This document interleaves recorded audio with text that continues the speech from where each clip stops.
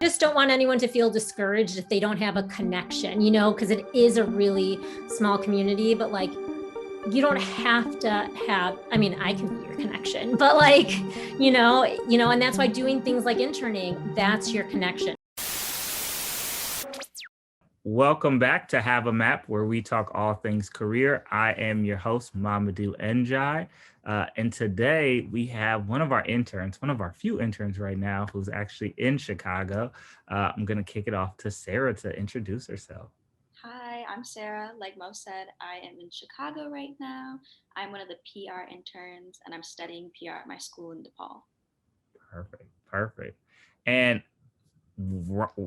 bringing it, tongue-tied today, bringing it over to our guest today, Nicole. Nicole, can you introduce yourself? Tell us a little bit about who you are real quick.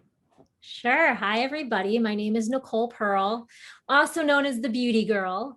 I am a former national magazine editor, used to live in New York, wrote for all the magazines, am a freelance writer, also contribute to a lot of online sites, and as well a TV personality. So I do a lot of TV segments talking about beauty, fashion, style, all that, beauty, fashion, lifestyle, I should say, all that good stuff.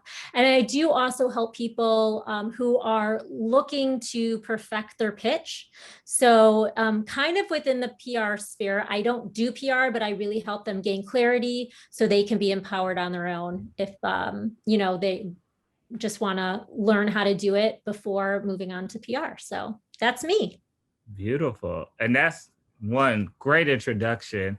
What we always want to touch on a little bit and go maybe just a tad bit deeper, because a lot of our students hear these titles, but they don't actually know what's going on in that space.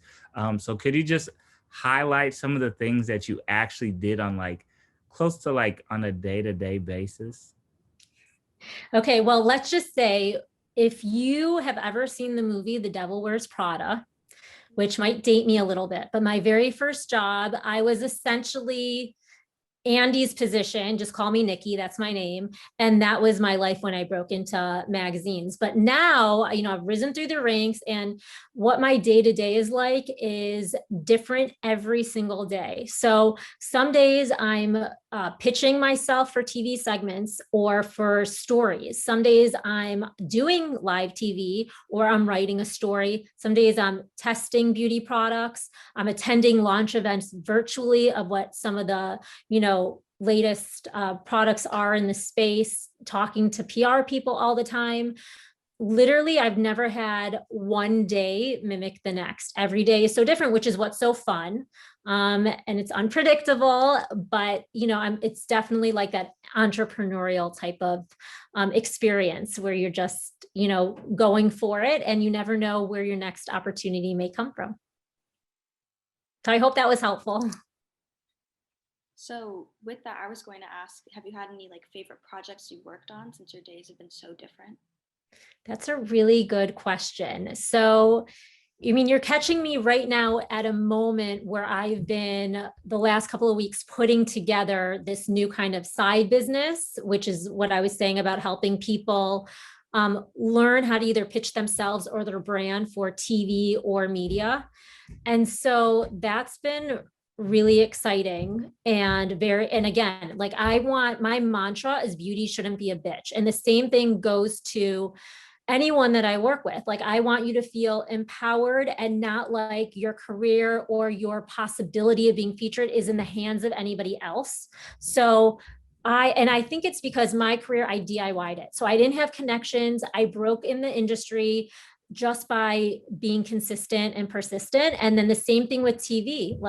I pitched myself. I book all my own TV segments. And so I just have that mentality that, you can do it. And it's just like those few people that have kind of like the ingredients to keep on going, you eventually will get it. So that's kind of where I'm at right now. Okay. So kind of on that, what would you say are some of your best networking tips, especially in your space of beauty? That's a really good question. And it's interesting because COVID times have changed so much, because as many people within the PR world know, and the editorial world, it is a business of relationships. And so it's not so much like what agency you're at or who your clients are. It's more about like your reputation and who your relationships are with people in the media or even within the PR industry. And so now it's a lot of virtual Zoom. It's a lot of phone calls. In the past, I mean, especially if you're based in New York or LA, I'm based in Chicago, and there still are events, but like in the past, it was your day could be booked up with different events of, dinners, breakfasts, launches, and that's not happening now. But in some ways it's good because it's forced us to become more efficient. It allows us to connect with more people, not just the people within the city that you live. So in a way, like my reach and almost like connections with, I've been exposed to even more PR people. I feel like I have more relationships that are building. I've been utilizing this app that everyone's been talking about, the audio only app called Clubhouse. And I've been on Clubhouse, and I created a club there called Pressed About Beauty, which is essentially merging the worlds of the PR world and like the beauty world. And of course, beauty is transformative and it's so much more than just beauty, but it's been a great space for networking. So there have been people that have like gotten opportunities there, who have gotten placements from connecting with editors and like all this stuff. So I'm trying to utilize like social media as well, and especially Clubhouse. Apart from Clubhouse, are there any other platforms that you would suggest? Well, I think that obviously Instagram is a popular platform, but in terms of, you mean for networking? I guess for networking and for your day to day. I use Clubhouse and Instagram the most. Starting to dabble in TikTok a little bit because I do think it's important to have a presence everywhere.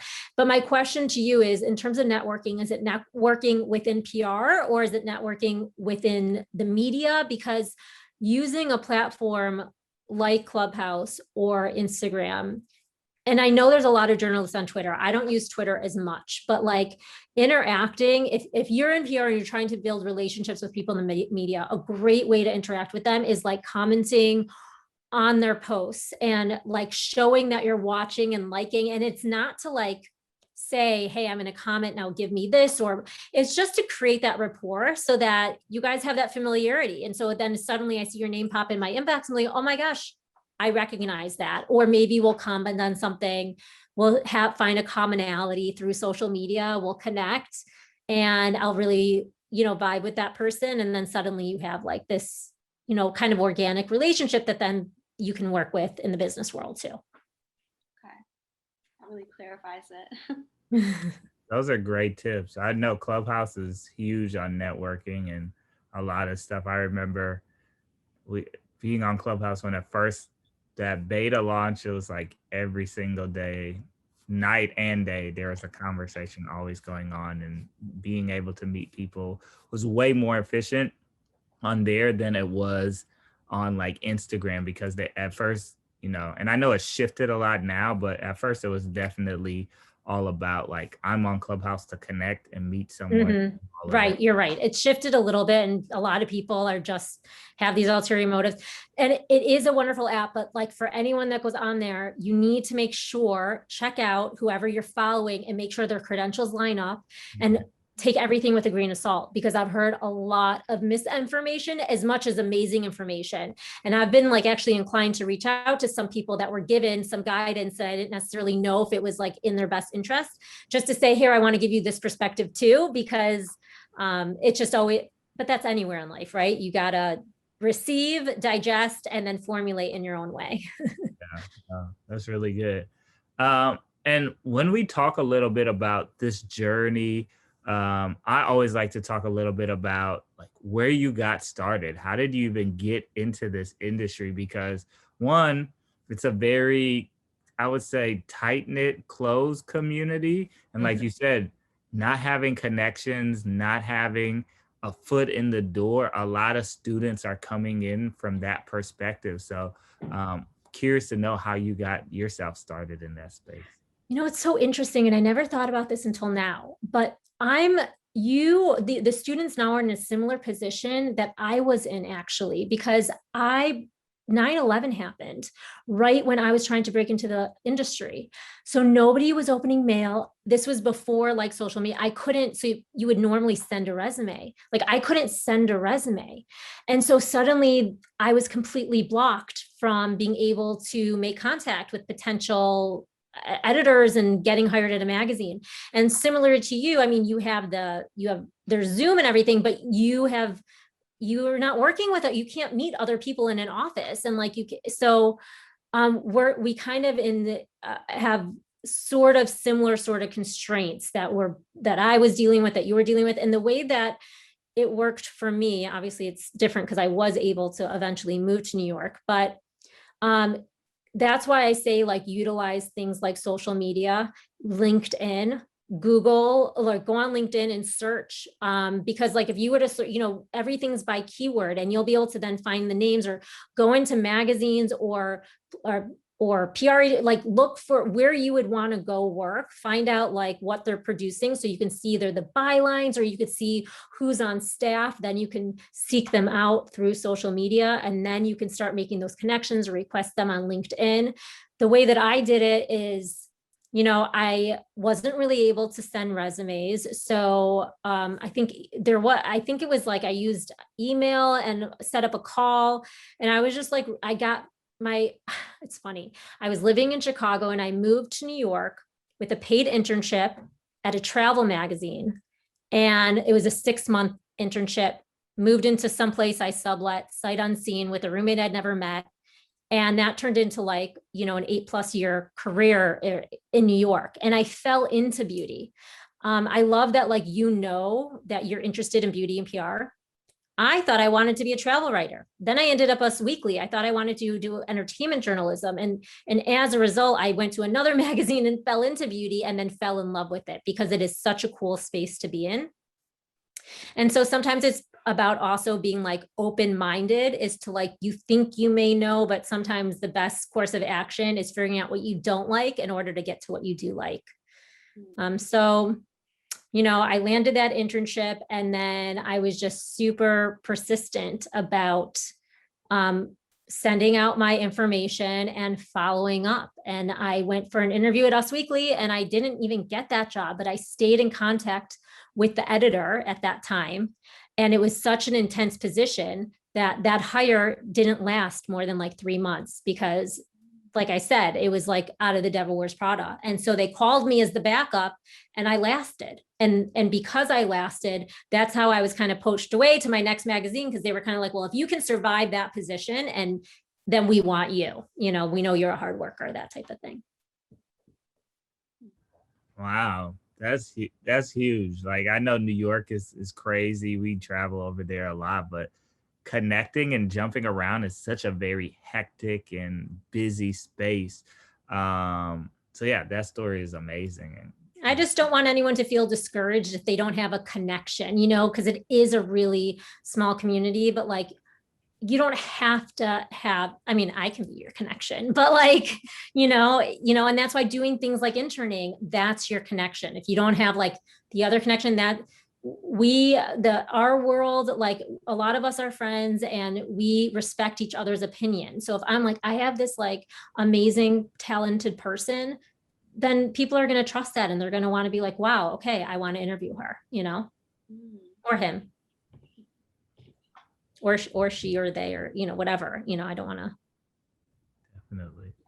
And with this fast-paced world that you're in, how do you practice self-care? We always talk about self-care as like a moving target, something that you're always trying to find how it fits you within this new space in life. So for you, what does that look like? So I'm also a mom of 3. So it's been crazy, and I'm kind of like a walking hypocrite, because I preach self-care, and I write about it, but I don't personally practice all of the things I know I should be doing. But for me these days, my self-care is like my morning coffee. And my self-care is when I'm able, whether it's through like a Zoom meetup with friends, or now that it's getting warmer out, if I could go grab that cup of coffee outside with a couple of girlfriends. That has been more of like that self, or just like, taking a moment and like, just doing like one extra step in my skincare routine or something. But realistically, it's been more that than it has been focused on, doing that 12-step beauty routine or more of like those time intensive elements. I'm like a quick get in, get out, or just put like quality time aside to focus on just like connection. Okay. And I know you touched on this a little bit about how the beauty world is a little hectic. Are there some other, would you say, I don't want to say downsides because that's a very strong word, but maybe like aspects of the beauty industry that people don't talk about as much? A little difficult. No, that's a really good question. So on one hand, it's really glamorous, it's really fun, and it's there, you're always learning new things. I love learning about technologies and trends and skin and science and all that stuff. And there's celebrities often attached. But on the other side, I mean, it could be really cutthroat. And sometimes when you're in terms of well, now, I guess now there's more opportunities, but there are used to only be a handful of editor positions, like beauty editor positions. So it was like a very small world, and you were always going up for a job against your friend. And a lot of times when you thought something would make sense and that person should get hired or this brand should do this, like the opposite would happen. And so, like there's not a lot of forgiveness in some respect, like if you cut ties or if you burn a bridge, sometimes because it is such a connected world, like coming back from that in terms, can be more of a challenge, but it is like a really wonderful, creative world for sure. So maybe that's what I'd say. Do you have a favorite brand that you've worked with so far? Well, that's a good question. I work with, I mean, it depends. Like, so I feature a ton of brands like in stories and stuff. And then sometimes, either a brand will hire me for, whether it's being a spokesperson or doing collaboration with them or something like that. I've done some really fun, like kind of campaigns and stuff. So, or even like years ago, I did a really fun kind of event with Bath and Body Works. It was in a store and it was like to launch their new candles. I'm just trying to think, there's like been such an assortment that I don't have like one in particular. I mean, I've spoken on panels for like, different like academies, like I can't remember, it was like I can't remember what the whole thing was, but it was really fascinating. And it was like for plastic surgery, and I like was one of the panelists on there. So I've worked with all different types of brands, big and small, and organizations and things like that. Okay. I guess kind of on that route, do you have any personal favorites, say like a favorite skincare product that you found through your work, or like fragrance, things like that? So my office is basically a huge beauty closet because I'm testing new products all the time. There's definitely like staples or things that I'll always come back to, but I'm always trying new things. So it's like you're catching me in I would say like, okay, what am I kind of focusing on right now this week? Because every week it's changing. Or if you wanted to know, like, what are the kind of classics that like, I'm trying to think of what the name of it is. Okay, here's one. So this is like a drugstore beauty buy, but it's from like Drew Barrymore's line Flower Beauty. But like she has this amazing lipstick, like a hot pink lipstick color. And I love that it's affordable and it looks like $1 million, and I get a ton of compliments when I wear that all the time. For skincare, so one of the things I do is I also work with like a skincare company on the side. And it's a dermatologist brand, and I really love that brand. And so I come back to that all the time. It's kind of like at the core of my skincare as I'm incorporating other products. And there's always like cool, innovative things happening too. It's funny, like today I was literally the Huffington Post, I was featured or quoted in an article for the Huffington Post about like the best beauty products for busy moms. And so I was talking about like a 2-in-1 exfoliating cleanser from like a new indie brand, and a great cream blush that you could wear on your eyes, lips, and cheeks from another kind of indie brand. So it really ranges the gamut. That's really cool. I think it's so fascinating, like all the stuff that you're doing.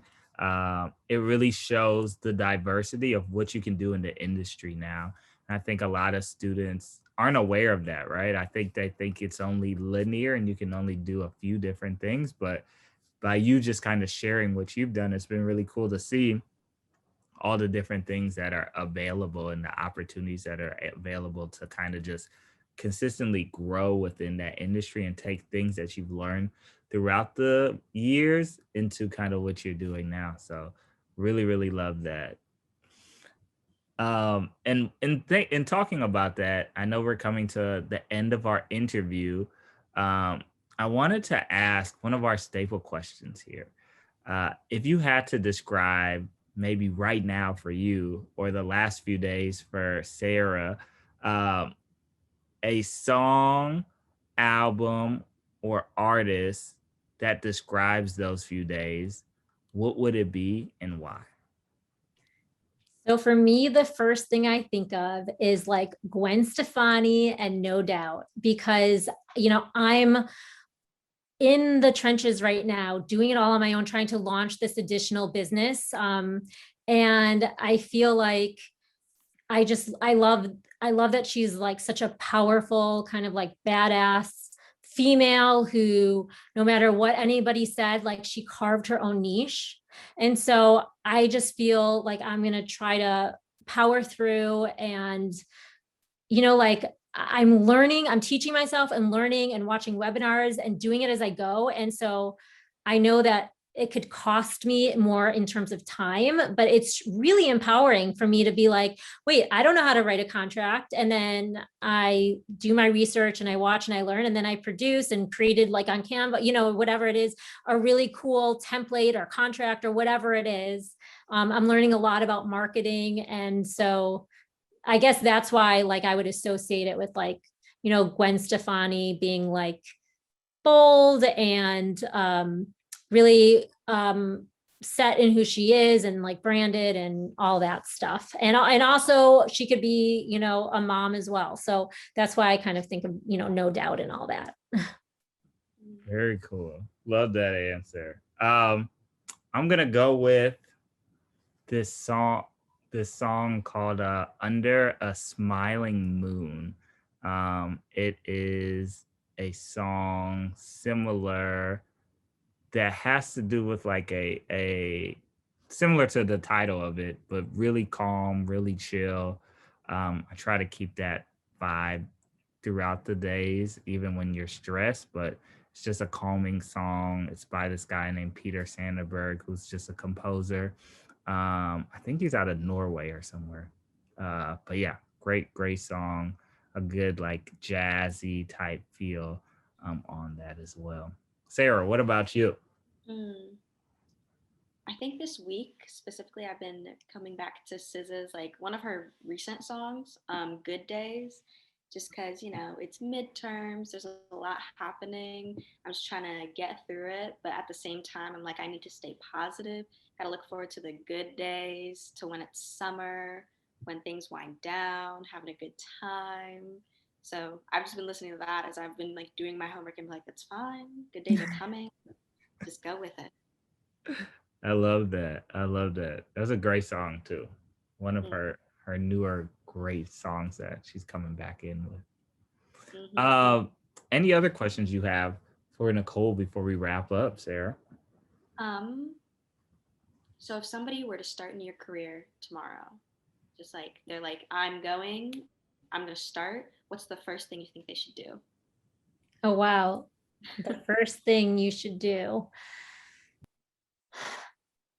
First thing that you should do if you're starting in my career tomorrow, or is like, you mean like a beauty editor?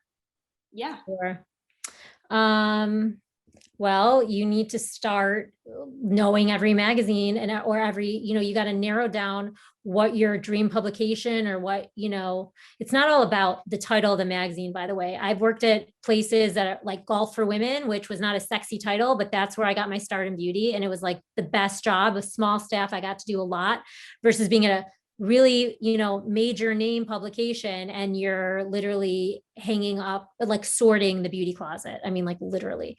So I would say just know what, like, you need to be familiar with with where you want to write for, or what job you want to have. And then, because your only way in is going to show your familiarity, your passion, your enthusiasm, and if you don't have writing clips, like you should be using Instagram and writing great captions and using whatever you can right now to let people know, hey, here's my writing voice, or here's, why I belong and how I can serve you, that type of thing. Okay, thank you. Great advice. Really, really good advice. And, we always like to show love to everyone who comes onto the podcast. So I want to give you a round of applause as we do here at Div Events. And just thank you so much for taking the time out of your day to chat with us and share your knowledge and wealth of information with our students. So we truly, truly appreciate it. Thank you for having me. Of course. And to those of you listening, whether this is your morning routine or afternoon routine, we appreciate you listening and tune in for our next episode. Skirt, skirt. We're out.